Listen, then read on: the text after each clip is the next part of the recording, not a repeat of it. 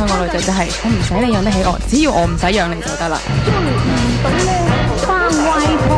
因為去補習社，我諗真係10個都係冇成績嘅啫。的士業界除咗8節黨，中學俾人做補習英文、學畫畫同跳舞。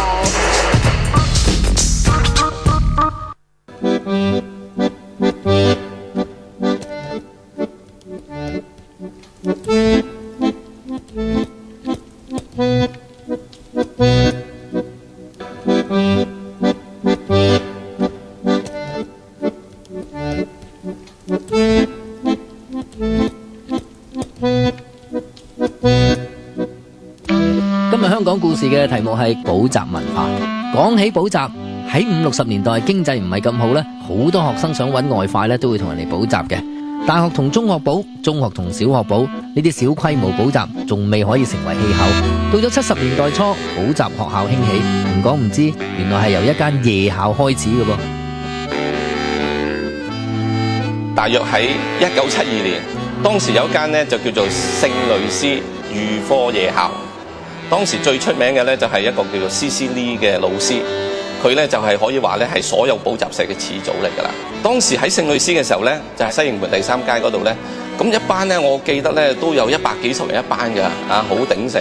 派筆記嘅時候咧，哇嗰啲老師咧就攞住一大沓筆記，哇咁一派咁啊都派幾個字嘅。有趣嘅係出名嘅補習老師咧，都用英文名嚟做稱呼嘅，譬如乜乜 Lee 啊、乜乜湯啊咁，其實有特別嘅作用嘅。因為當時咧就好多時咧呢啲老師咧都係日校嘅教師嚟嘅。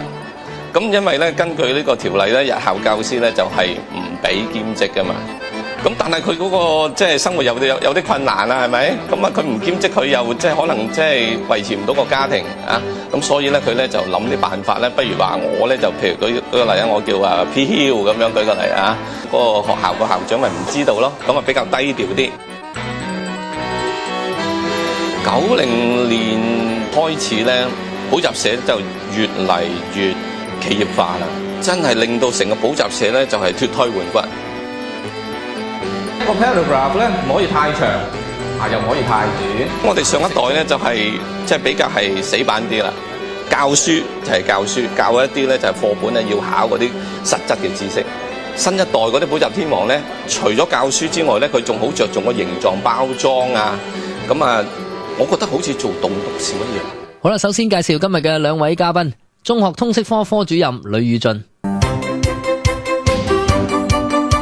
呂 Sir 係一位非常教師，細個嗰陣咧曾經加入過黑社會。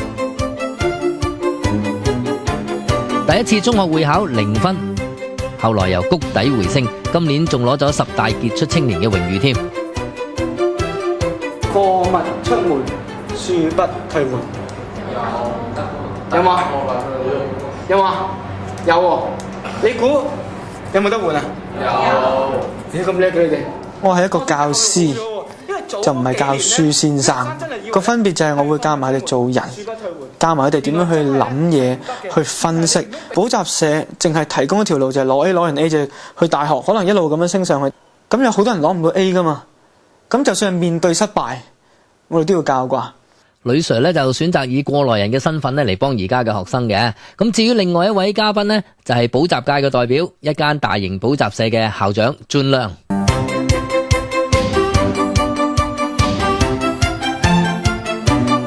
阿尊由津校老師轉戰補習界，形象上亦都翻咗幾番。佢有份打造補習老師明星化嘅潮流，包裝直逼偶像級天后。10多年嚟喺英文補習界，佢都有唔少嘅 fans 㗎。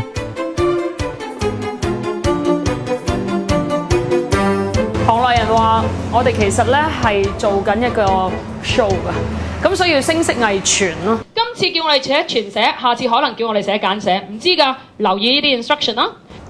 首先第一樣嘢就係你要形象好專業，咁令到學生聽你講嘢嘅時候會更加信任你講嘅嘢啦。邊度啊？一路以嚟都係公開考試呢一個嘅壓力，令到學生要補習。補完1年，咁你見到佢公開考試嗰個成績出嚟啦，咁你會等於佢派成績表嘅時候，你又派成績表咯。咁個壓力係嚟自唔同嗰個情況，一次過。